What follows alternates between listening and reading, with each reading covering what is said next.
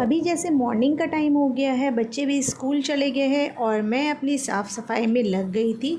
तो चलिए व्लॉग की भी स्टार्टिंग कर देती हूँ। So let get started. बिस्मिल्लाहिर्रहमानिर्रहीम। अस्सलामु अलैकुम and welcome back again. Hope you are doing good. I am also good अल्हम्दुलिल्लाह।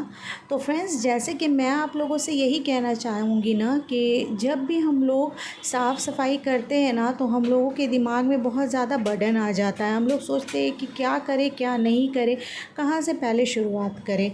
लेकिन हम लोगों को एक रूल्स बना लेना है, जैसे कि डेली 30 मिनट्स या फिर 20 मिनट्स का ना हम लोगों को एक शेड्यूल बना लेना है कि इसमें हम लोग सुबह में जब बच्चे स्कूल जाते हैं, हस्बैंड भी जाते हैं बच्चों को स्कूल छोड़ने के लिए, तो उसी में हम लोगों को ना जल्दी जल्दी से सब साफ़ सफाई कर लेनी है। अगर हम लोग ऐसा करेंगे ना, हमारे ऊपर बर्डन भी नहीं होगा और साथ ही साथ सारा काम भी हो जाएगा। क्योंकि जब बच्चे स्कूल निकलते हैं तब तो ब्रेकफास्ट वगैरह बन ही जाता है और ऑलमोस्ट लंच भी बन जाता है।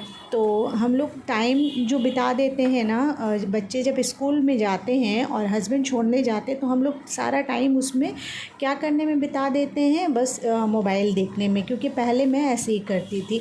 अब मैं क्या करती हूँ ना, 20 to 25 मिनट्स का एक शेड्यूल मैं अपने माइंड में सेट कर ली हूँ कि मैं सुबह उठूँगी, सबसे पहले डस्टिंग वगैरह सब कर लूँगी, उसके बाद ही कुछ करूँगी। तो आप लोग भी अगर ऐसा कर लेंगे तो दिन बहुत ज़्यादा ईजी हो जाएगा और सारा कुछ जो है ना हैंडल करना बहुत आपसे ईजी हो जाएगा। तो फिर उसके बाद ना मैं अभी साफ़ सफाई करने के बाद किचन चले आई थी अभी लंच बनाने के लिए। क्योंकि लंच की तो थोड़ी बहुत तैयारी जैसे कि मैं रात में करके रख लेती हूँ, और अभी जो है ना मैं चले आई थी लंच रेडी करने के लिए। क्योंकि बच्चों को भी लंच देना है, टिफ़िन देना है, और साथ ही साथ ख़ुद के लिए भी टिफ़िन बना लूँगी। आई मीन लंच की जो मील है वो बना लूँगी। तो जिसकी वजह से मैं किचन फिर चले आई थी। अभी नाश्ता वगैरह अभी करूँगी, क्योंकि अभी साफ़ सफाई के वक्त बाद जो टाइम मिल गया ना, तो मैंने सोचा कि चलो ये सब कर लेती हूँ। फिर उसके बाद अभी हस्बैंड नहीं आएंगे तो हम लोग साथ में नाश्ता ब्रेकफास्ट कर लेंगे। फिर यहाँ पे मैं भिंगा दी थी ना रात में चने को, तो चने को भिंगा दिया था, तो इसे मैं अच्छे से बॉईल करके नेक्स्ट डे के लिए रेडी कर लूँगी।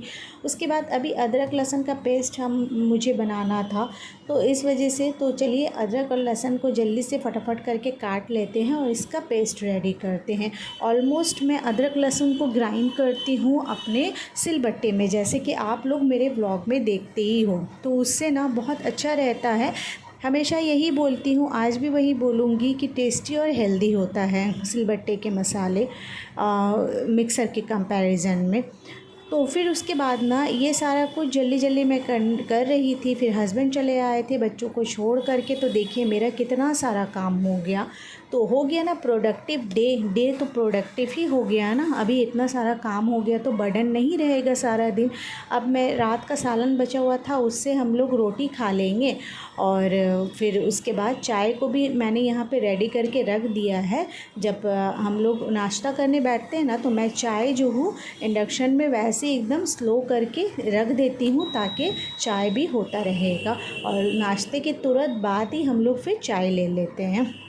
तो ये सारे काम को कर भी रही थी, और साथ ही साथ आपको ये भी बोलना चाहूँगी फ्रेंड्स कि जैसे कि कल हम लोग क्या करने वाले हैं, कल कौन कौन सी चीज़ें बनाने वाले, उसका भी एक लिस्ट रेडी कर लें। ऐसा करने से ना हमारा बहुत काम इजी हो जाता है। जैसे कि मैंने आपको बताया कि 20 to 25 मिनट्स अब अपने निकाल लें डस्टिंग वगैरह के लिए, तो आपको एक दिन ज़्यादा भारी नहीं पड़ेगा कि डीप क्लीनिंग करने की ज़रूरत भी नहीं पड़ेगी आपको, क्योंकि ना रोज़ तो घर अच्छे से डस्टिंग हो रहा है, तो फिर डीप क्लीनिंग की ज़रूरत ही नहीं पड़ेगी। और दूसरी बात ये है कि कल मुझे क्या करना है क्या नहीं करना, उसका भी अगर हम लोग एक शेड्यूल रेडी कर लेंगे ना, तो हमारे ऊपर वो चीज़ का भी बर्डन कम हो जाएगा कि कल क्या करना है। क्योंकि पहले से हम प्रिपेयर रहते हैं ना, तो सोचने में टाइम वेस्ट नहीं होता है। तो फ्रेंड्स, डेली रूटीन के साथ साथ मैं तो आपके साथ आज ये भी शेयर कर रही हूँ कि मैं मतलब कि कैसे करके अपने टाइम को मैनेज करती हूँ। और दूसरी बात ये भी है कि कल के लिए मैंने एक दिन पहले क्या क्या कर लेना है उसका ना टू डू लिस्ट बना लेती हूँ, और क्या क्या मतलब मेरे किचन में ख़त्म हो गया है उसे भी मंगवाने के लिए ना उसका भी मैं एक लिस्ट रेडी कर लेती हूँ।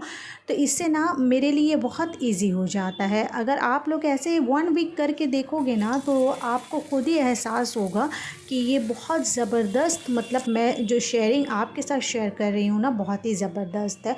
तो देखिए, इस तरीके से ना मैं लिख लेती हूँ कि सबसे पहले मैं अपने डायरी में यही लिखती हूँ, what work to do for tomorrow, कि कल के लिए मुझे क्या क्या काम करने हैं। तो वो सारी चीज़ों को ना सबसे पहले मैं लिखती हूँ।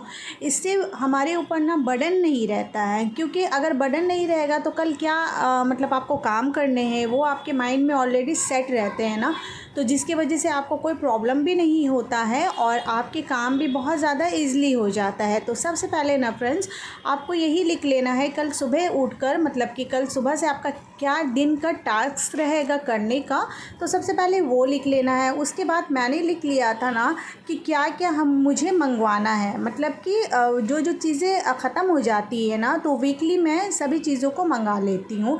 तो अभी ये सब लिख ली थी ना मैं, तो यही सारी चीज़ों को ना अपने हस्बैंड को भी टेक्स्ट कर दूँगी, तो वो ऑफ़िस से आते वक्त इंशाल्लाह लेते हुए आएंगे। तो ये सारी चीज़ अगर आप ये सारे काम को कर लेंगे ना, तो इंशाल्लाह डे बहुत प्रोडक्टिव हो जाएगा और आपको थोड़ा सा भी काम का जो है वो बर्डन बिल्कुल भी नहीं लगेगा। आप ही सोच करके देखिए, जब माइंड सेट रहेगा तो बर्डन क्या ही चीज़ का।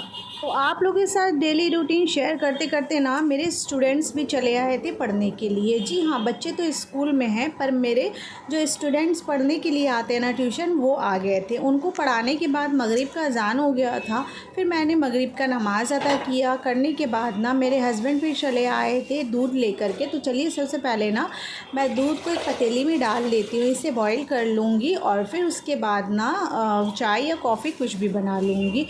तो दूध को अभी मैं बॉईल करूँगी, लेकिन सबसे पहले मैंने कॉफ़ी के लिए चढ़ा दिया था दूध, तो इससे मैं कॉफ़ी बना लूँगी। आज ना थोड़ा तबीयत ठीक नहीं था, तो जिसके वजह से ना मैंने सोचा कि चाय नहीं, आज कॉफ़ी बना लेती हूँ। कैफ़ीन होते हैं कॉफ़ी में, तो बॉडी के लिए अच्छा होता है, इम्यूनिटी सिस्टम को भी ये बूस्ट करता है।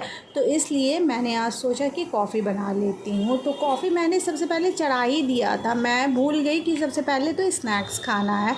तो कॉफ़ी को फिर मैंने थोड़ा सा करके ना बस ऐसे ही बंद कर दिया था।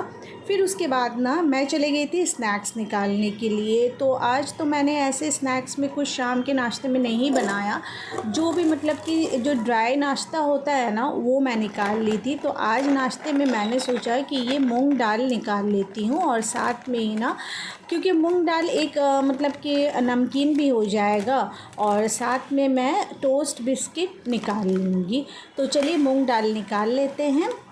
और आप लोग ना बस यही जो मैं आपसे कह रही हूँ ना, अगर अब तक आप लोग मेरे वीडियो में बने हुए हैं, तो प्लीज़ अगर थोड़ा सा भी ना मेरी जो टिप्स वगैरह मैं आपसे शेयर करती हूँ, तो वो अगर थोड़ी सी भी अच्छी लगे तो प्लीज़ लाइक करना ना भूलें फ्रेंड्स।